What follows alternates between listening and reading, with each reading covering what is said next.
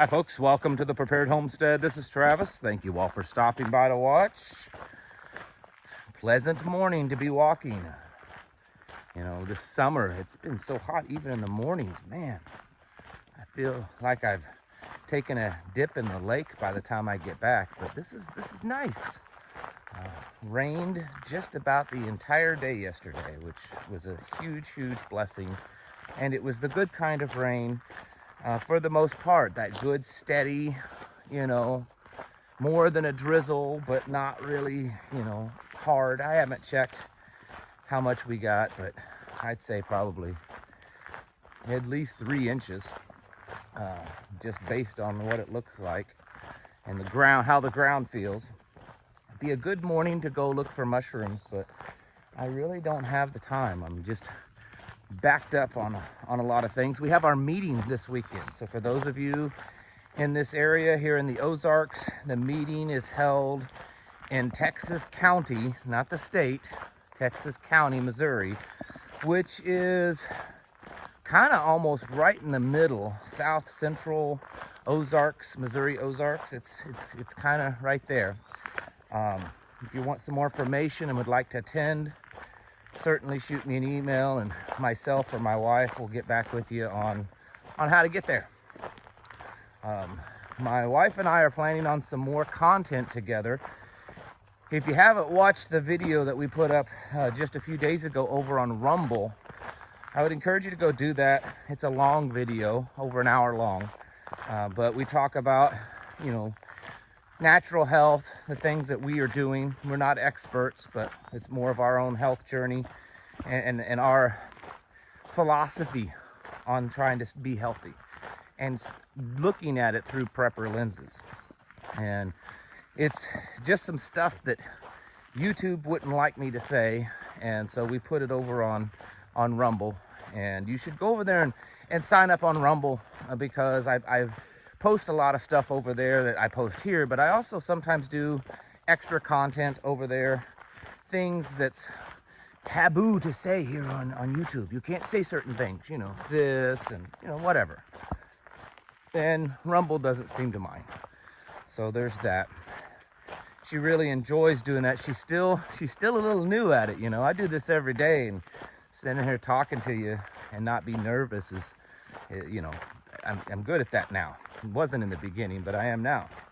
She's still in that stage, but I'm proud of her, and she's really smart, especially when it comes to, how to heal your body and take care of your body and stuff. So it would be a blessing to you to watch what she has to say and what she'll say in the future. Oh, well, winter is coming, folks. And when I say that, I mean the actual physical, winter of snow and cold, and the seasonal change. Winter's also coming, and using that in a different definition or different way, the world is kind of darkening, slowing down, turning cold. And that's why we must keep prepared and keep working forward. This year has taught many of us, it either taught us or reminded us of how the weather doesn't always work well when you're trying to grow food. Now, as bad as it's been this past year for many places, it's not the worst it's ever been. So, we have in the past, our ancestors dealt with this level of heat and drought before, but it's definitely reminded us that it's not always easy. So I would suggest to many of you that are, trying to grow your own food, to take the appropriate preparations for that. Maybe that means more greenhouse or hoop houses to protect your crops, sunshades, ground cloths, whatever it is, mulch, more mulch.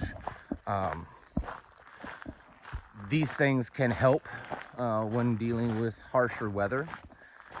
If you need to kind of nail down a better water source, I've talked to people that, they water their garden typically be through rainwater collection.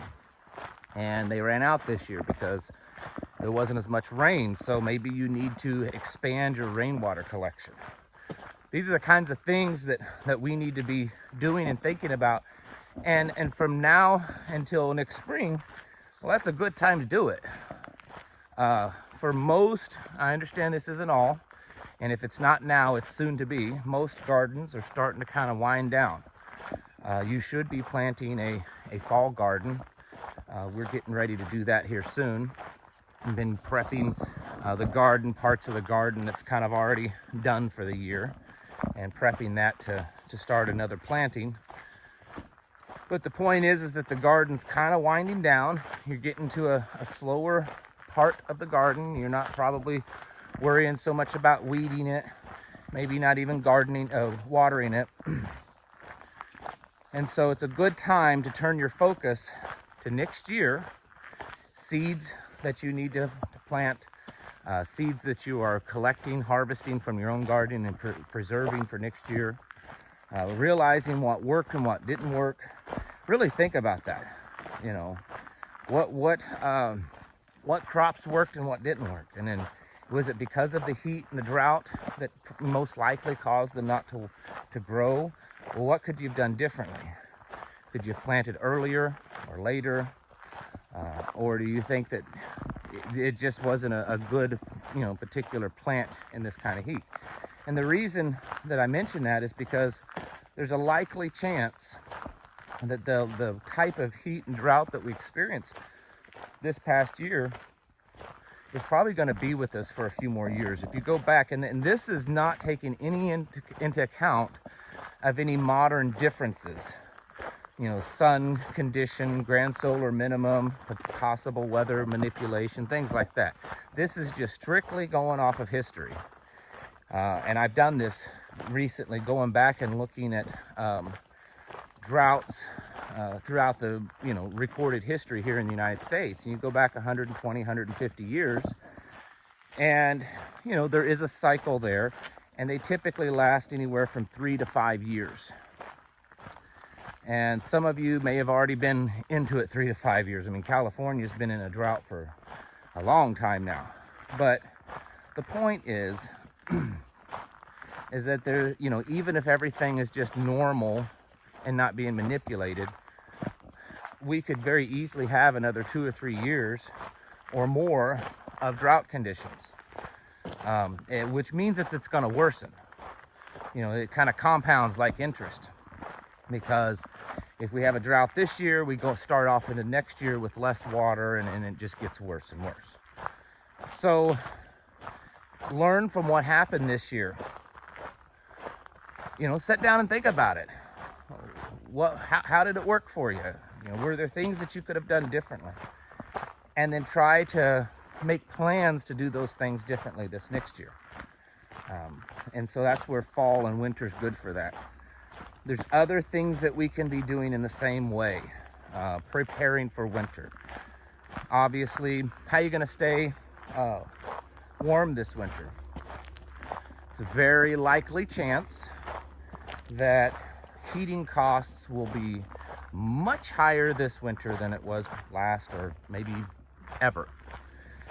Europe is already seeing that happen with extremely high gas costs and stuff. So you need to be preparing for that. And I always tell people, when it comes to winter, you need to have multiple sources, at least two sources of heat for your home, especially if you live in a colder climate. Now, if you live in Florida or South Texas, maybe you don't need to worry about it as much. But cold is something that definitely to be aware of. I know a lot of people go back and forth, which is worse, hot summers or really cold winters. All I can tell you is that statistically, way more people die in the winter time due to cold exposure, and I mean a lot more, than die in the summer due to heat exposure. So it's more deadly in the wintertime. So you need to make sure you have extra blankets. Go to Goodwill or thrift stores or stuff like that. They don't need to be fancy. You know, get some blankets, clean them good, and have them ready for yourself to warm up, ready to cover windows and doors, to insulate your home a little bit better if the winter is much worse than normal, which it's being predicted that way. And what if you lose your heat source? You lose your heat source because a spider web hanging off of me there, because of many different reasons. So plan ahead for that kind of stuff. Depending on your situation, you know, this may or may not work. Water is a great insulator, conducts heat. You know, if you had a particular bedroom that you know, you were using to store things and could also be a room to kind of huddle in if things got bad, if you took, you know, jugs of water or something like that that you're stocking up on, and you stacked them against the outer wall, they're going to absorb heat and hold it, and when it gets cold, they're going to kind of release that heat. This is a technique that's used a lot in greenhouses, where they'll stack, you know, 55-gallon barrels of water or around the perimeter of the inside of the greenhouse, fill them with water, and then during the day, when the sun's out, that water absorbs the heat, and then at night, when the sun goes down, the water releases the heat into the greenhouse, causing it to stay a little warmer. You could do something similar like that to your house. You're not going to do it to the whole house, but certainly one bedroom is possible. Think about these things, because we're seeing a pattern happen. We're seeing things transpire in our world that has us a strong possibility of leading us to that point where this winter could be very bad. Your food, how's your food doing? Do you have enough to get you through winter? You know, of course, I'd always recommend 1 to 2 years food supply. You know, that's a pretty good top goal to reach, but I understand food costs more right now. Some of you have just gotten started. Right now, your big goal when it comes to food storage should be to have enough food to get you through winter, just in case something really bad happens and you're struggling. That's a good plan right there. And you know what? Here's the thing with food supply, stocking it up. Even if it doesn't all collapse to where you just can't access food, what if you lose your job? Okay, what if you lose your job and you're out of work for a couple of months trying to find something? It would be very nice to have that food stocked up so that you're not as dependent on going to the grocery store, so that you can survive, eat for those 2 months.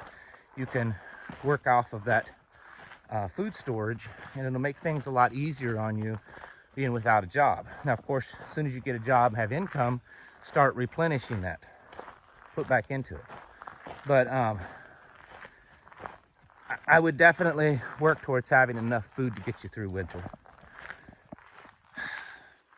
A lot of other things to think about, how to cook your food. A lot of the heat sources that you might have could also double as a way to heat and cook your food. But the big point is you need to be thinking about these things. It'll come up sooner than you think. I mean, we're almost done with August. That means we'll be officially into fall here real quick. And I don't know about you, but fall always seems to just kind of blow by. The next thing you know, it's winter. And for some of you, winter comes a lot earlier than it does here. We've usually got till the end of December, 1st of January, before we really have to start worrying about it. And we'll get a little cold snap here and there, maybe a dusting of snow, but winter's not really set in here until, usually first, second week of January. This is the kind of preparedness we're talking about. We're not just preparing for, AI robots to take over the world and hold you down and implant you with microchips. Also just got to be preparing for a really hard winter. High food prices, inflation going up, heating costs going up, everything worse. Having a harsher winter than normal, which is being predicted. This is the kind of preparedness that saves lives.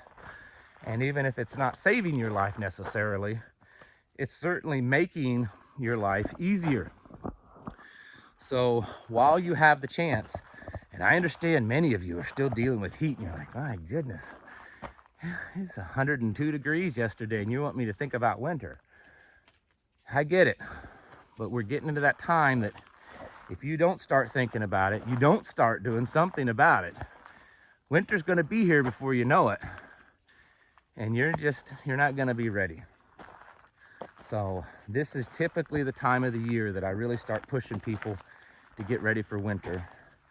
And I think it's gonna be a pretty dark one this year. Economically, temperature-wise, everything. We got an election coming up in November. And who in the world knows how bad that's gonna be? I think it's pretty well guaranteed it ain't gonna be smooth one way or the other. So get your houses in order, folks. Prepare yourselves mentally, physically, and spiritually. Thanks for watching, and I'll catch you in the next video.